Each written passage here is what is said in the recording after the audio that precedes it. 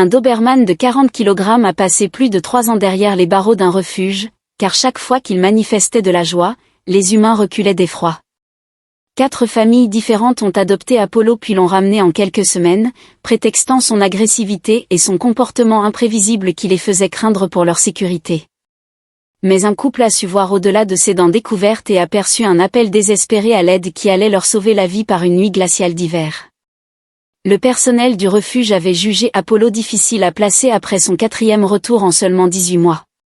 Sa première famille n'est restée que 3 jours, affirmant qu'ils grognaient sur leurs enfants.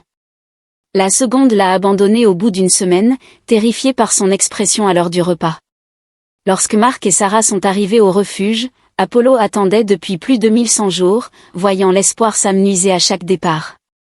Le responsable du refuge les a avertis qu'Apollo avait des problèmes de comportement non résolus, notamment une tendance à montrer les dents que la plupart des gens interprétaient comme une menace. Mark demanda s'il avait déjà mordu quelqu'un et le coordinateur admit que non, mais que son sourire était si terrifiant qu'il faisait fuir les gens. Sarah regarda la photo du chien noir et feu et vit autre chose dans ses yeux, une étincelle de gentillesse incomprise. Lorsqu'ils entrèrent dans la salle de rencontre, Apollo se leva et retroussa aussitôt ses babines, dévoilant toutes ses dents. Le coordinateur se raidit, prêt à intervenir, mais Sarah s'agenouilla sans hésiter, fascinée par cette étrange scène. Il remue la queue, murmura-t-elle à Mark, réalisant que cette grimace terrifiante était en réalité le sourire le plus maladroit et enthousiaste du monde.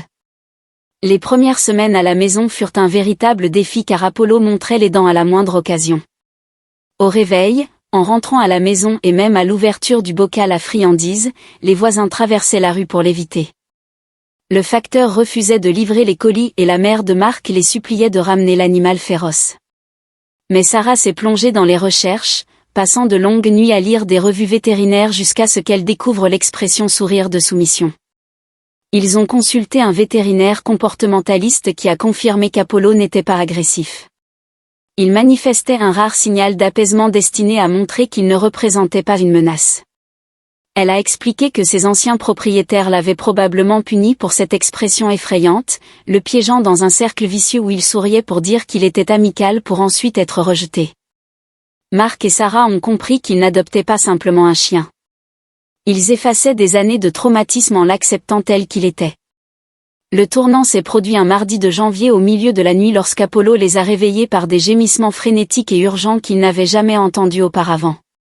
Il se tenait à la porte de leur chambre, arborant un large sourire, mais son corps était raide et son comportement erratique. Lorsque Sarah s'est redressée, elle a senti l'odeur caractéristique du gaz et a compris qu'Apollo ne souriait pas simplement. Il les alertait d'une fuite mortelle. Ils ont attrapé le chien et se sont précipités dehors quelques minutes avant l'arrivée des pompiers, venus réparer une vanne défectueuse qui aurait pu provoquer une explosion catastrophique.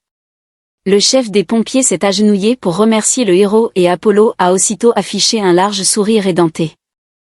Aujourd'hui, Apollo a 6 ans et sa famille sait que parfois, derrière les visages les plus effrayants, se cachent les cœurs les plus courageux.